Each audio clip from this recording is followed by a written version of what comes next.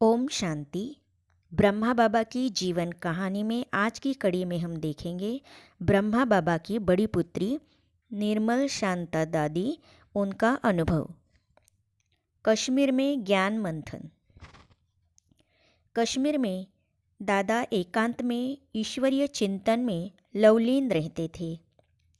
वे कुछ समय ज्ञान युक्त पत्र लिखने में व्यतीत करते और कुछ समय वहाँ साथ रहे हुए संबंधियों को ईश्वरीय ज्ञान देते थे।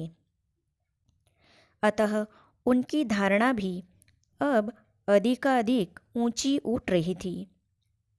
वहाँ ज्ञान लाभ के बारे में ब्रह्मा कुमारी निर्मल शांता जी, जो कि दादा की लौकिक पुत्री है, उन्होंने लिखा है, मैं कश्मीर में बाबा के साथ गई थी।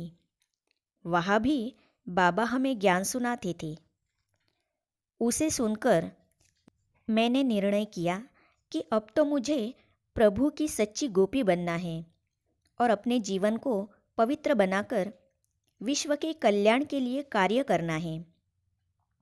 दिनों दिन मुझ में ज्ञान की मस्ती बढ़ती जाती थी। अब मेरी बुद्धि में ज्ञान ही समाया हुआ था। एक दिन की बात है कि मैं घर से बाहर कहीं जा रही थी कि वहाँ कश्मीर में आए हुए हमारे एक परिचित व्यक्ति, जिनका नाम रिजुमल था, ने मुझसे एक पहाड़ी का रास्ता पूछा। मैंने ज्ञान की खुमारी में उनसे कहा, आप पहाड़ी का रास्ता पूछते हो या परमधाम का?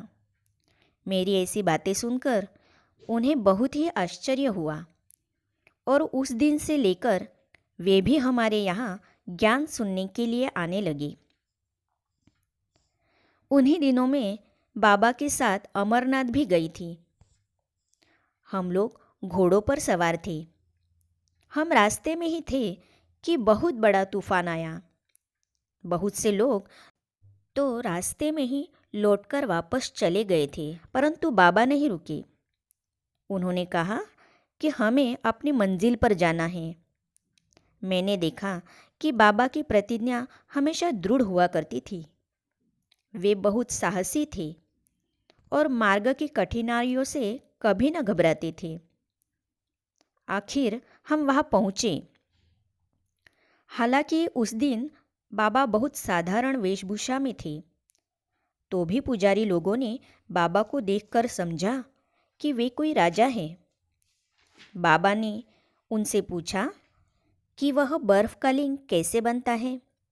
पहले तो वे यह भेद बताने में आनाकानी करने लगे, परंतु उन्होंने दादा को कोई राजा समझकर आखिर सब भेद बता ही दिए थे।